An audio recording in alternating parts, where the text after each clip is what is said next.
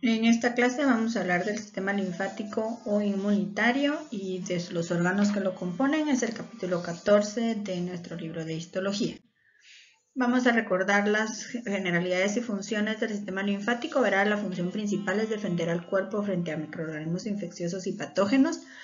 Eso incluye pues no solo parásitos, sino que también algunos oportunistas y por supuesto sustancias que sean ajenas a nosotros y puedan causarnos daño, como alergenos o células alteradas o productos de estas células. Va a estar compuesto básicamente por células, todas las células blancas, ¿verdad? Que conocemos ya, los tejidos y los órganos de vigilancia. El sistema inmunitario y el sistema linfático no son lo mismo, pero trabajan juntos y los estudiamos como que fuera uno. El inmunitario se refiere a cómo nuestro cuerpo nos defiende de todas las cosas que puedan hacernos daño, ¿verdad? Y el linfático se refiere a cómo se transporta la linfa y cómo funcionan los órganos filtrantes de todo esto. Entonces van trabajando juntos. Casi todas las células del sistema inmunitario se originan en hematopoiesis, ¿verdad? Y los linfocitos son sus células características y efectoras. Aquí en la imagen tenemos un frote sanguíneo con un linfocito y una plaqueta por ahí. ¿Cómo está estructurado? Pues está estructurado por un montón de tubos que recorren en paralelo con el sistema circulatorio en nuestro cuerpo, que van a tener ganglios linfáticos, nódulos linfáticos y algunos órganos más especializados que vamos a estudiar. Tenemos estas estructuras en todo el cuerpo. Los órganos linfáticos los vamos a dividir en dos grupos. Los primeros que son los primarios, que es el timo y la médula ósea. La médula ósea no la vamos a estudiar aquí en esta presentación porque ya la estudiamos en el tejido sanguíneo y entonces ya sabemos cómo es, cómo funciona y qué es. Y los órganos secundarios son el vaso, los nódulos linfáticos, el apéndice, las amígdalas, que vamos a estudiarlas como ganglios linfáticos, y los tejidos no especializados como MALT, BALT y GALT. Que si se recuerdan ustedes, MALT es tejido linfático asociado a mucosas, BALT es tejido linfático asociado a bronquios, ¿verdad? Las vías respiratorias. Y GALT es tejido linfático asociado al gut, que son los intestinos o nuestro sistema digestivo en el tubo. Estos son términos que ustedes tienen que saber. No los vamos a repasar, pero se los mencionan muchísimo, así que es algo que ustedes deben saber, que es la respuesta humoral, que es la respuesta celular, que son antígenos, que son anticuerpo, a qué se refiere cuando hablan de inmunidad innata e inmunidad adaptativa. Entonces estos son términos que ustedes deben saber.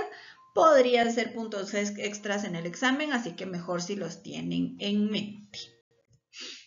Las células del sistema inmunitario básicamente van a ser los linfocitos. Tenemos otro montón de células, pero estas son como las más especializadas o las que siempre vamos a ver ahí, de ahí que se llama linfático, ¿verdad?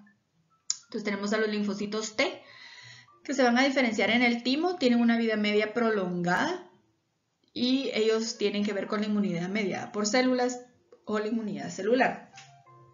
Los linfocitos B se van a diferenciar en un órgano equivalente a la bolsa de Fabricio en las aves. Es un órgano que tienen las aves que es equivalente o similar, podríamos decir, en algún momento embrionario al vaso en nosotros y a los órganos que están por ahí.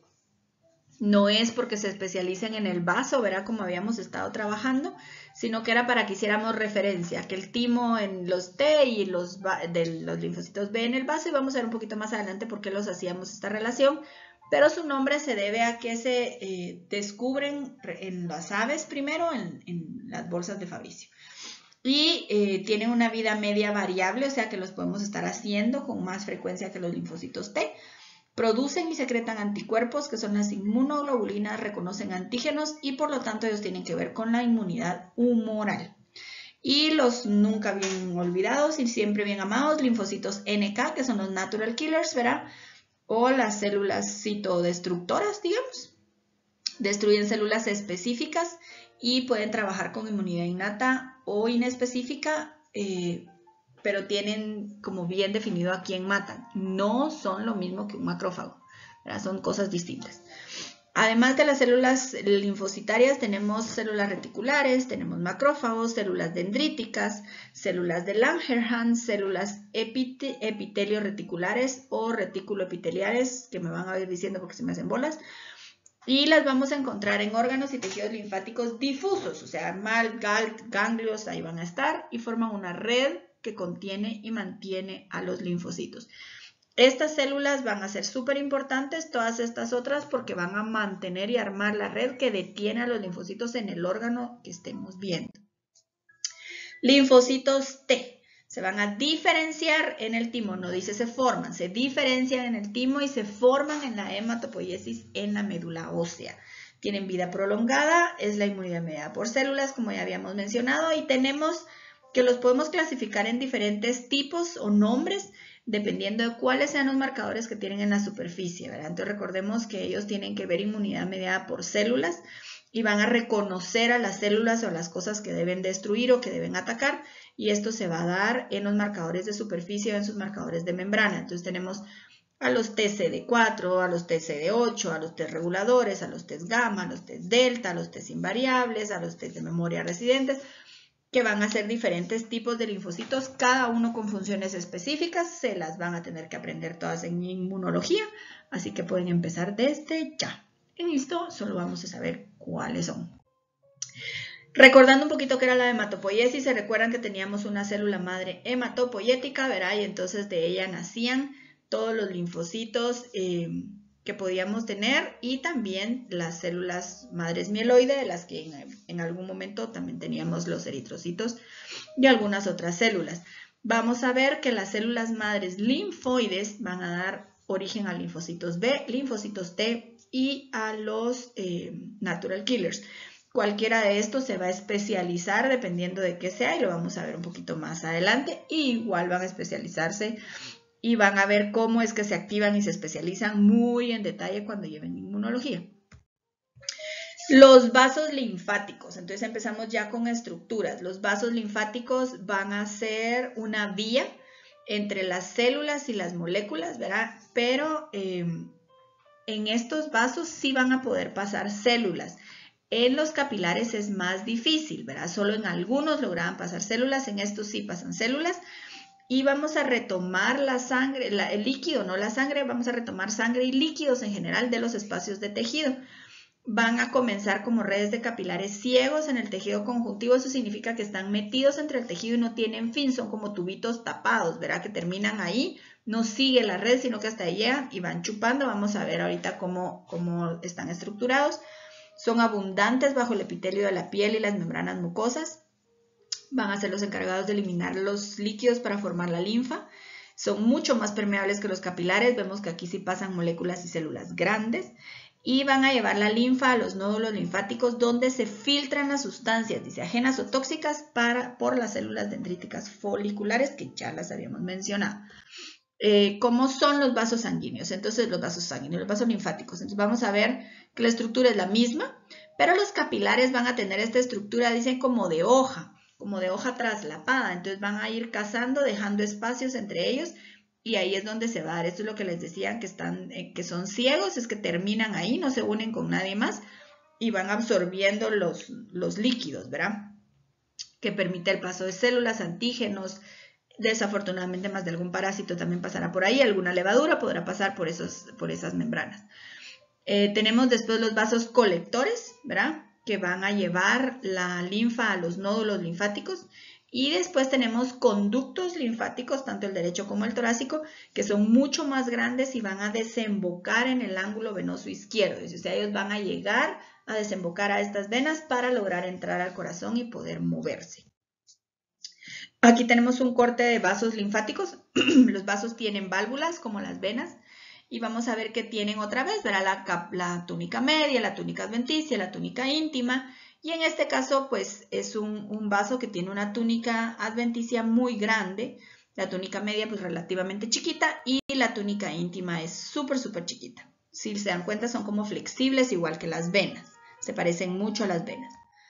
Aquí tenemos otra imagen de un vaso linfático. Aquí estamos con tejido adiposo, ¿verdad? Alrededor, y el vaso está lleno de linfa y su válvula. Aquí es un corte como sagital tal vez, ¿verdad? Para que logremos ver la válvula y la luz del tubo al mismo tiempo.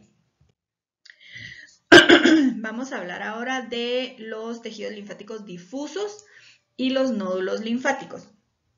Estos van a tener la función de proteger al organismo de agentes patógenos.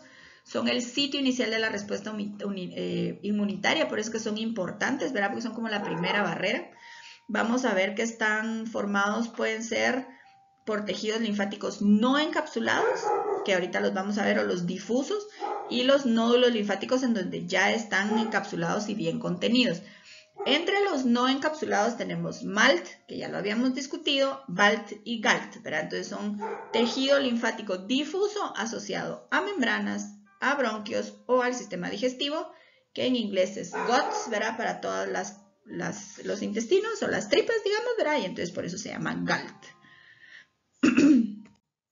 Aquí tenemos una foto de un bronquio. Esto es un bronquiolo aquí. Entonces esto es un bronquiolo con todo esto que vemos aquí. Quiero que se fijen en cómo se ven todas estas celulitas aquí, todos estos puntitos que se ven tan parejitos. Esos son linfocitos. Eso es un BALT. Aquí tenemos GALT en intestino grueso, en intestino delgado. Estos ya tienen más la estructura de un nódulo, ¿verdad?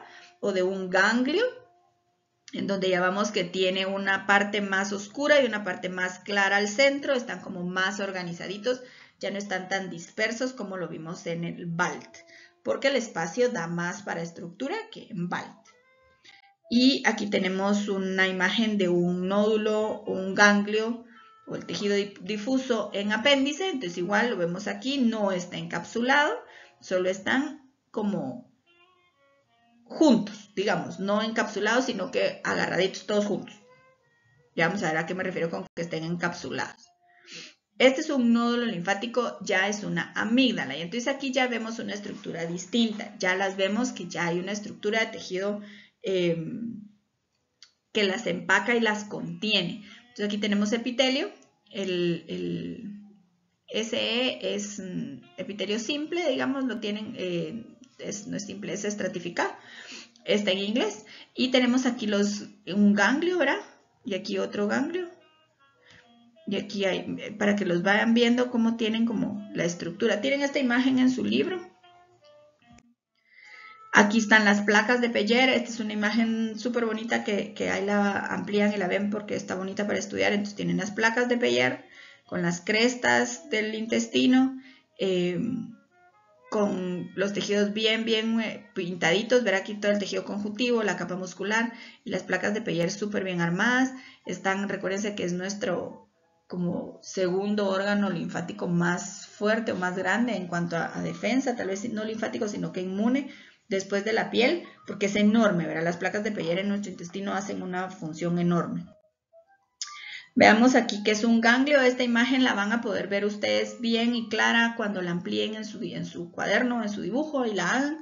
Es un ganglio linfático, entonces ya son ganglios o nódulos o, pues sí, ya son como nódulos, ¿verdad? Pero están empacados. Y ya van a tener que están como atravesando los vasos linfáticos. Ellos filtran la linfa y van a irse quedando con antígenos, ¿verdad? O con los linfocitos o con los patógenos que va encontrando para disparar la respuesta. A ellos entran por los vasos aferentes y salen por los vasos eferentes. Esta es la estructura de un ganglio, que la veíamos en el anterior en un corte y aquí la vemos en un esquema. Y entonces vemos cómo están organizadas las células.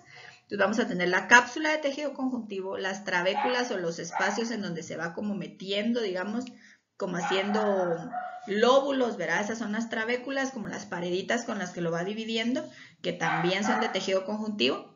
Y vamos a tener tejido reticular, que es algo súper interesante porque está la cápsula que está empacando, las trabéculas que detienen y hacen como compartimientos, y después todo este tejido reticular que está formado por células. Tenemos aquí las 4 tipos diferentes de células y las fibras reticulares que van a ir deteniendo a todas estas células y a los linfocitos que van llegando para que no les pase nada y no se pierdan y no se desparramen y no se descompongan, ¿verdad? Aquí tenemos la estructura de un ganglio linfático, es un esquema para que ustedes vean por dónde entran los vasos linfáticos, los aferentes, y por dónde salen. Esto ya tiene una estructura, ¿verdad? Ya no es tan al azar, sino que ya tiene una estructura, ya no solo están juntas, sino que tienen una estructura. Y si se dan cuenta, en el centro, ¿verdad? De cada trabécula vamos a tener la misma estructura que veíamos en los tejidos difusos, sin estar encapsulados. Esta es la imagen más grande, la misma que habíamos visto antes. Entonces tienen estos folículos, ¿verdad? Como que fuera un ovario, digamos, ¿verdad? Y aquí en estos folículos van a estar organizados de tal forma las células que permiten que se dé la reacción y la respuesta inmune correcta en el momento correcto.